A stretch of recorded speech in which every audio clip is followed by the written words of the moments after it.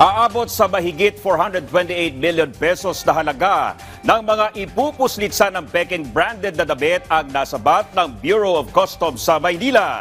Yan ang ulat ni Luisa Erispe.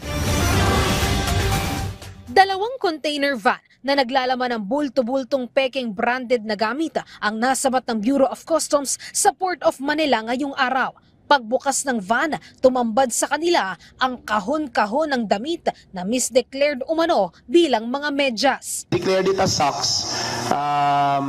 And yung intelligence, yung Customs Intelligence and Investigation Service namin did a profiling on the source and of course the country of origin and a lot of other intelligence factors. Instead of finding socks, we were able to find wearing apparels that carries fake brand items. Kung susumahin, aabot ng 482,625,000 pesos ang presyo sa merkado ng nasubasta nilang smuggled na mga damit.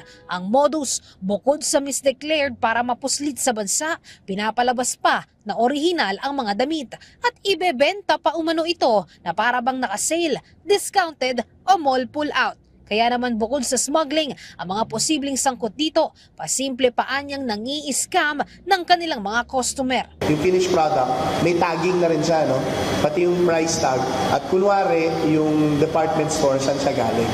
So, what would usually be the modus is to make it appear that these are legitimate items. In fact, these are items being sold, kunwari, no? Dun sa mga big department stores na yon. And these items are either being sold for sale or were old stocks, kunwari, ng mga department stores na yon, and were sold on discount. Ang consignee o orihinal na tatanggap ng shipment, kinilala bilang Rising Lock Consumer Goods. Pero bukod sa consignee, posibleng habulin din ng customs ang mga pangalan na nakalagay sa bawat box na dapat anya ay tatanggap at magbebenta ng mismong mga damit. Makikita niyo yung kada box, parang may owner na.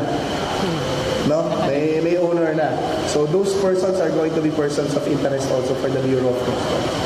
Because they might be conduit also in smuggling. Posibleng humarap sa patong-patong na kaso ang mga sangkot dito. Mahigpit namang nakabantay ang BOC sa mga ganitong uri ng modus dahil posibleng talamak ang ganito, lalo na at papasok na ang holiday season. Pagdating sa mga bare months, hindi lang naman to, no? But I mean about 50 to 60% of consumer goods, tumataas talaga yung volume. No? Panregalo, pang-celebrate ng Pasko, hanggang New Year yan. No? Pag nag-celebrate tayo ng Pasko, nagsisimula ng bare months pa lang. Diba? So, demand for these commodities are high starting September pa lang. So starting September pa lang, we're on an alert already on not just these items but even on the scams. Luisa Erispe para sa Pambansang TV sa Bagong Pilipinas.